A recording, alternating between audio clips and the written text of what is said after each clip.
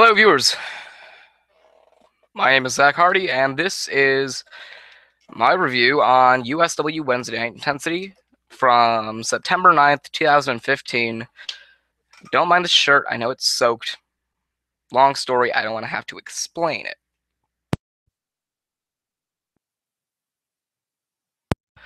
I'm gonna be completely honest with you, because you know I always am.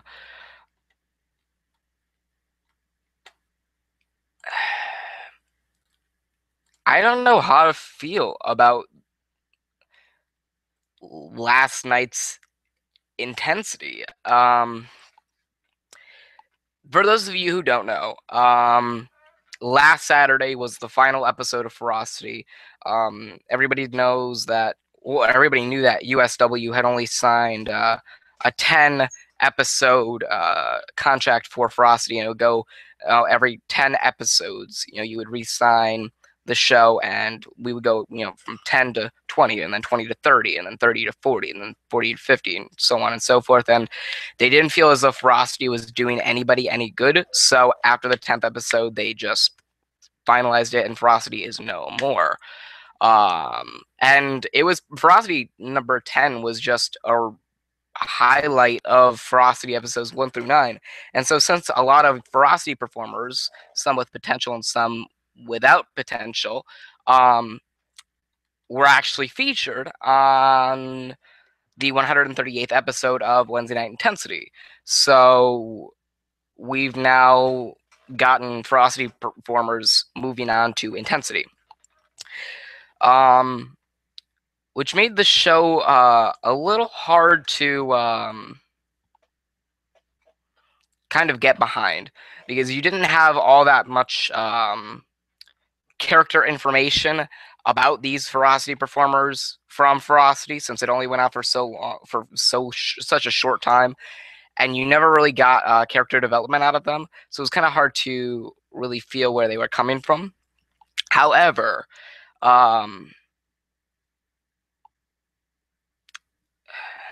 it made it much more interesting.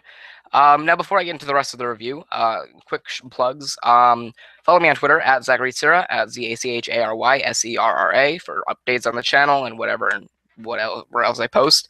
And if you have any wrestling related questions or Hardiac wrestling related questions, or any wrestling related questions or non-wrestling related questions for the Hardiac Wrestling Podcast or the Hardiac Questions and Answers series, send them to unitards@gmail.com. That is unitards, all lowercase with two Z's at the end, at gmail.com, and I will get to them in a future episode.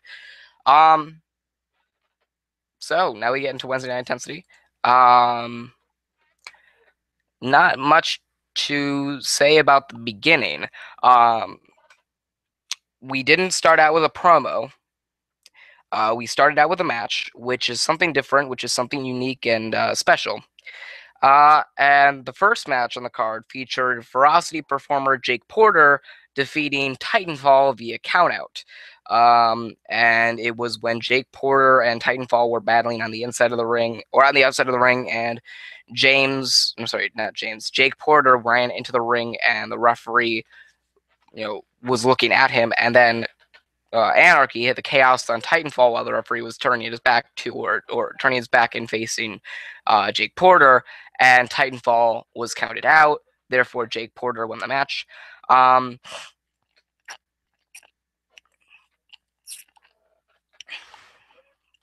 much else to say about that. Anarchy then got on the microphone, told Titanfall that he cannot just beat him and expect to be over with it.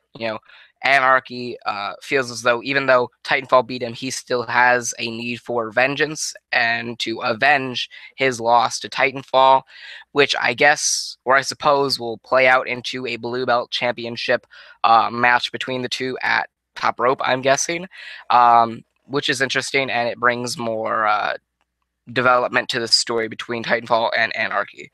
So, we get into the next promo, or we get into the first promo of the night, and that is Ferocity champion Kevin Storm going to Kyle Reese, telling him that he wanted to have a match tonight. And since Ferocity is over and done with, he wants to prove to him, Kyle Reese, that he can fit in with the Intensity roster. He then well, not he, but Kyle Reese then goes on a tangent about how some of the greats perform on intensity. Of course, naming me, naming Cannon, naming Majigeta, of course, naming Yo-Yo Joe and Western Light and Dustin Raymond and Dwayne Porter, and, excuse me, and Capital and Double XL and Morbid and so on and so forth. And then he says, you know what, you really want to prove to me and to everybody else that you belong on intensity. Here's what you're going to do. You're going to have the Ferocity, the Ferocity champion, Kevin Storm, will go one-on-one with the USW champion, Alexander Rotten, in tonight's Intensity. So the number one performer from Ferocity will face the number one performer on the Intensity roster in the main event of Wednesday Night Intensity tonight.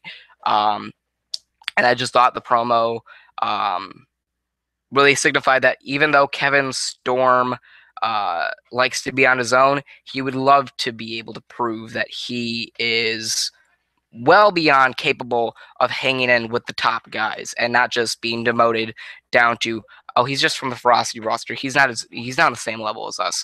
So it's really cool to see Kevin Storm wanting to prove that he is not on a lower level from those on the Intensity roster. So cool promo. We get into the second match, and it is the Painters, Zach and Philip Painter, from the Ferocity roster, facing the Martin Brothers.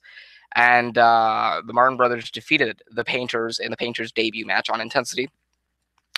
I like the fact, don't get me wrong, I like the fact that we have new tag teams. Well, we have a number of tag teams on the Intensity roster. Now we have the Martin Brothers. Excuse me. We have Indigo Reaction. We have Ezra and Kills and Benny Franklin. I assume we still have Gringo and Fernandez. Sorry. To an extent. We now have the Painters. We now have the Northern Lights. We may be getting Surf and Tanner at some point in time. We didn't get them tonight. But we've got just a whole group of tag teams now in the running to take the USW Tag Team Championships away from Ezra and Kills and Benny Franklin. And what happens next after the Martin Brothers beat the Painters, Alexander Rotten runs out and started attacking both of the Martin Brothers before hitting a Samoan drop from Alex Martin and forcing both the brothers to retreat. I don't recall. No, I believe I did put out a review for Intensity last week, and that review showed that now we have Alexander Rotten defending the USW Championship against both George Martin and Alex Martin at Top Rope in a three-ways match. Of course, for the USW Championship, which is interesting and should be very catching to the eye. And afterwards, we get our second segment of the night, and that is the USW Tag Team Champions Ezra Hills and Benny Franklin walking over to the Northern Lights in their new locker room and telling them that a reign as the Ferocity Tag Team Champions isn't as big or as record-breaking as being the longest reigning USW Tag Team Champions. Pretty much go on a tangent about how you're from the Ferocity roster, and even though you think now that you're on the Intensity roster, you can just earn those title shots over and over and over again, well, you're not. You see, if you win this match tonight and you get your title shot, that's your one shot. You then have to go forth and earn it. You can't just cut us off in the middle of a promo and demand a shot and then just expect us to give you some sort of qualification or even a match right then and there. Wish them luck, and they walk away. And then we get something interesting, which is the debut of Mika Jordan, who was formerly known on the Ferocity roster as Haven. So Haven is the first performer in USW history to get a character revamp, or to have a character not work out first and then go on to get a whole revamp because his original character was not working out. I know you may be thinking, oh, well, I mean, Zach Hardy got his character revamp from Zach Hardy to Enigma. Well, here's the thing. Zach Hardy was working out perfectly fine. There was no problem with Zach Hardy. It was just, I changed to Enigma. So it's not like Zach Hardy was not working out, so we had to give myself a character revamp. No, I just changed characters. Mika Jordan was Haven. Haven was not doing very well on the Frosty roster, so they revamped him and brought him back as Mika Jordan, which is just incredible. And I think it's very interesting to see that USW is capable of doing something spectacular and groundbreaking like that. So we get the third match, which is Mika Jordan versus, well, Ferocity Performer, now turned Intensity Performer Mika Jordan, defeating Ferocity Performer Morgan Anthony with the new move called the Hangnail, which is pretty much like a brain. You know, a lot of people that see the move take it as a brain buster from the top rope into a suplex, but in reality, it's a suplex from the top rope, so a superplex, and then he flips over, does the back roll, picking up his opponent, and then picks him up for another suplex and plants him into the ground, then pins him. That's what the hangnail is, and he hit the hangnail for the pinfall win. And then he just celebrated his victory. Nothing big happened, nothing spectacular happened. Mika Jordan just wins his debut match on Intensity. Fine with me. We got our third promo of the night, which is Alex Martin and George Martin swearing to Alexander Rotten that they will gather revenge on him after his match tonight. So, since Alexander Rotten has a match against Kevin Storm, the Martin brothers, set up a plan to gain retribution for what Alexander Rotten did to them at the beginning of the night, or near the beginning of the night. And from that, we go to our fourth promo of the night, or fourth segment of the night, which is Weiler cutting a promo on how Zach Hardy was not what he once was. And yes, I'm using, of course, like I always do, I use the name Zach Hardy I'm talking about myself in the third person. I'm Zach Hardy. Keep that in mind. I'm just talking in the third person, not first person, third person. So ever since Zach Hardy dropped the mask and the Enigma name, Zach Hardy has not been what he once was. Dan states, playing off of what I said last week, which would make much more sense than just Weiler's upset at Zach Hardy because, I don't know, he's the top guy, so he wants to go after the top guy. They now take that into consideration, put it now that Weiler's goal is to bring back the Enigma side of Zach Hardy, and throughout the entire remainder of the weeks, I guess, throughout the feud, he's going to be doing things, putting small doses towards Zach Hardy to see exactly if he does have the Enigma character left in him. And if he does, then that's just that's just the first step in his plan on bringing back that side of, Zach Hardy. Because you can't really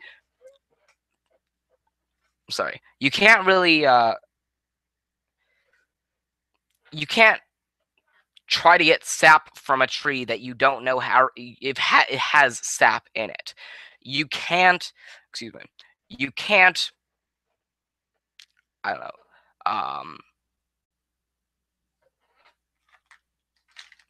shit, I don't know, you can't repaint a car, or no, I'm sorry, when you first get into a crash, you can't just go and, shit, that's not a correct, thought either, hold on.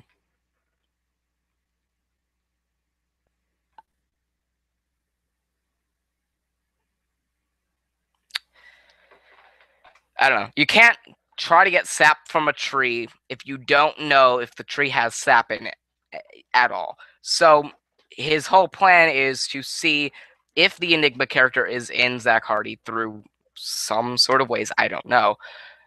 And then if he sees the Enigma side in Zach Hardy, then his next step is to bring back Enigma, if he doesn't have like 5,000 other steps in between that. So that's a good way to make a strong feud between Zach Hardy and Weiler. And it'd be interesting to see if Weiler brought back Enigma, what Weiler versus Enigma would do. Because if that's the case, and let's say Enigma versus Weiler goes on first on Intensity, then the show's getting cut off before it even reaches 10 o'clock. Because the whole arena will be torn to pieces, because you've got such a mind-boggling force in Weiler versus such a mind-boggling force in Enigma, and it's just colliding. So it's interesting to see what they do with this and where they go about, completing this or this whatever. We go into the fourth match, and it is a tag team match where the international champion Ash and Dustin Raymond defeat James and Prophecy. If you don't remember from my review last week, James will face Ash for the International Championship at Top Rope, and Prophecy will face Dustin Raymond for the vacant World Heavyweight Championship at Top Rope. That's cool. And it was a back and forth match. The most interesting part was when James was being held in a suplex, by not double XL. Dustin Raymond and Ash had James in a suplex position, but then Prophecy hit a double drop kick to both Dustin Raymond and Ash, and that caused James to DDT them both Dustin Raymond and Ash. But ultimately, Dustin Raymond beat Prophecy with the Blue Bomber and beat his opponent at Top Rope via pinfall. And then gets on the microphone, tells Prophecy that if he goes through with his plan to walk out of Capital Carnage and Ultimate Showcase Wrestling with the World Heavyweight Championship, there will be no one to blame other than Prophecy himself. So, of course, as I said before, Dustin Raymond, has already announced that his contract is running out on September 30th, which is the final intensity that he'll be on, or September 30th will be the final intensity that he will be featured on.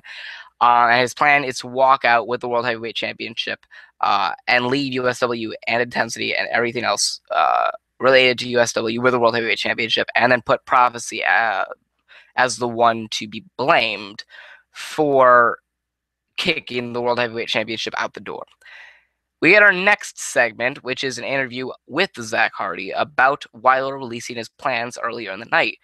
Hardy says that it isn't the fact that Weiler can change me, it isn't the fact that Weiler can change Zach Hardy because he doesn't like the way I carry myself, but it is the fact that there is nothing Weiler can do to make me change the way I carry myself.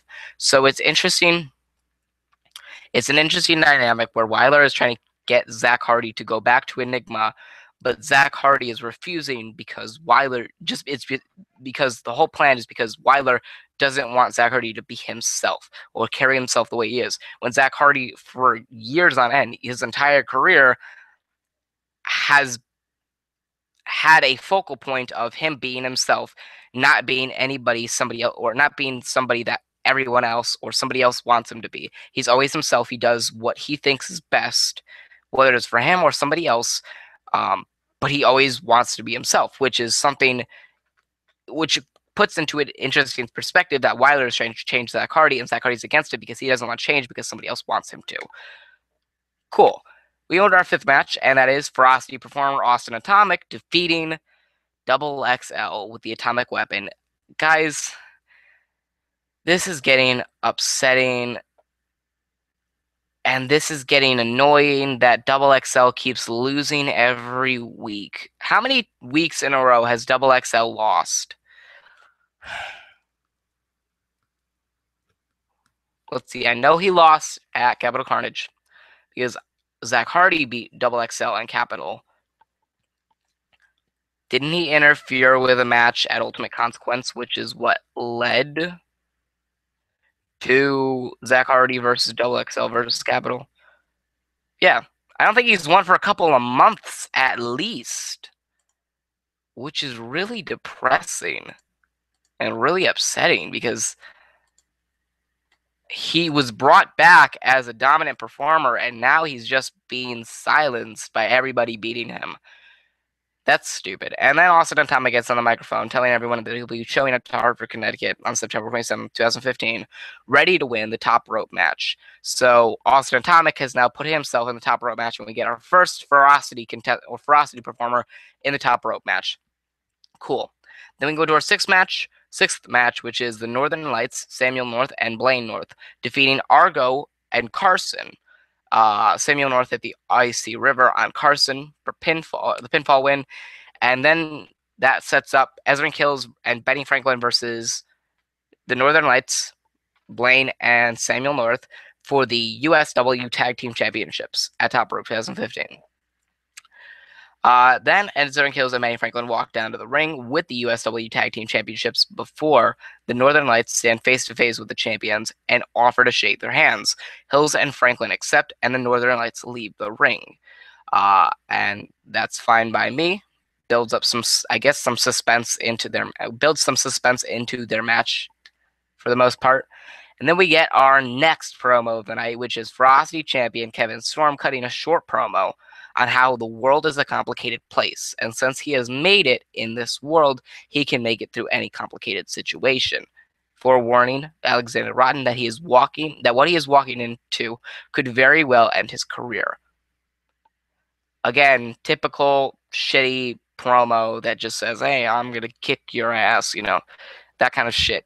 It's getting old now. Then we get into our 7th match, which is the main event. USW champion Alexander Rotten defeats Ferocity champion Kevin Storm via disqualification after interference from the Martin brothers. The whole match ended when Alexander Rotten was attacked by the Martin brothers before Kevin Storm fended them off and hit the inclement weather on George Martin for posing with the Ferocity Championship towards them and leaving Alexander Rotten confused in the ring to end the show, showing that Kevin Storm, his opponent in the match, just fended off his challengers for the USW Championship and left him be without kicking his ass even more, even though that cost him the match. So that's fine by me. Intensity not very great when it comes to previous background story. I believe there were more Ferocity performers fighting in matches on this card than there were Intensity performers, which is very disappointing. Hell, I think one. Okay. No. Two matches out of the 7 matches were just Ferocity performer versus Ferocity performer. And out of all 7 matches, only one of them featured all Intensity performers. That's a big number. Well, that's a big difference. So that's it. That's my review for Wednesday Night Intensity from September 9th, 2015. So you guys were watching. We're 3 weeks away from Top Rope 2015. Thank you for watching. I'm going to follow me on Twitter as Zachary Serra, as ZACHARYSERRA, for updates on the channel and whatever else I post. And if you have any wrestling related questions for the Hardy Wrestling Podcast or any non-wrestling related questions for the Hardy Questions and Answers series, send them to unitards@gmail.com. That's unitards with 2 Z's at the end @gmail.com, all lowercase. And I will get to them in a future episodes. Thank you guys for watching. I hope you enjoyed. Remember to like, favorite, and subscribe for more. I'm Zach Hardy, signing off.